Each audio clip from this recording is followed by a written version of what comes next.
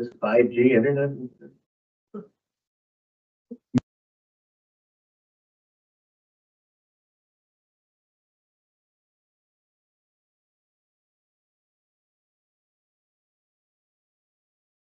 Continue, Chris. Okay, so you have the diagram in your reports. So maybe I can just work off that diagram. So Street A runs from Industrial Avenue down to a cul-de-sac. It's essentially the exact same road that we have on Water Tower Road. It's going to look the exact same. So that's where the tree clearing is required in order to be ready for tendering for the new road in 2025. We're only talking about tree clearing, not grubbing, just taking the trees down and taking the trees away.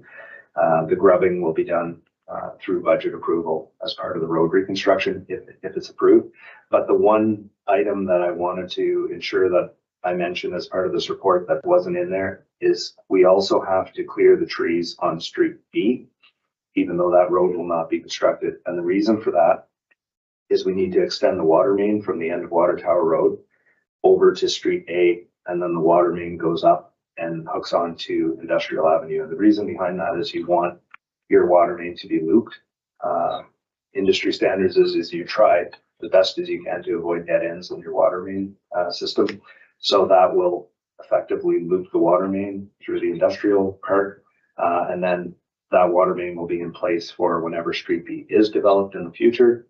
But I just wanted to make sure that was clearly presented in the report. There's no change to the financial implication. The $50,000 that we're asking for the transfer from the industrial reserve to complete the work should be sufficient to do the tree clearing on both streets A and Street B. So Street A is being cleared with the intention to build a new road in 2025. The tree clearing on Street B is only required to extend the water main from the end of Water Tower Road.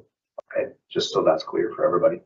And that's essentially the reasoning behind that report is to put ourselves in a, if possible, if approved, it's to put ourselves in a good position to build the road in 2025. Thank you. Questions on the report? Councillor Coutu. Thank you, Mr. Mayor. Thank you, Chris. So I sent an email earlier today to Scott and Chris and our Director of Planning, and it was about an urban forest plan. Because I don't know about any of you, but if you go walking in this area, like this industrial park has become just an overgrown urban forest. And I think a lot of people nearby are going to be pretty shocked when they lose their walking trails and all the trees come down, etc. So just thinking about Petawawa as a whole and the reduction of tree canopy we're seeing with, you know, all the development that's going on, I just wanted to put in council ear that idea of having an urban forest plan going forward, so we can have some sort of idea of what trees we have out there and what forests exist, and start thinking about protection and tree planting, and kind of understanding that where we take away from one area, maybe we should be thinking about where we're going to add it. So it makes me sad to think about, of course, these trees coming down, and they've been up for such a very, very long time, and it takes decades for a tree to mature, and the benefits they give last centuries, and there's a myriad of benefits. So just on this topic, understanding that, of course, this is an industrial park, it's been slotted to be that, but development has taken some time. So just for those residents who are going to see these trees perhaps come down, I would love to be able to, as a council, we could put our heads together and think about protecting Petawawa's forests moving forward despite this. So that was just my comment on this, and thank you. Further questions, comments on the report? Okay, if you're comfortable, I need a motion to accept the report.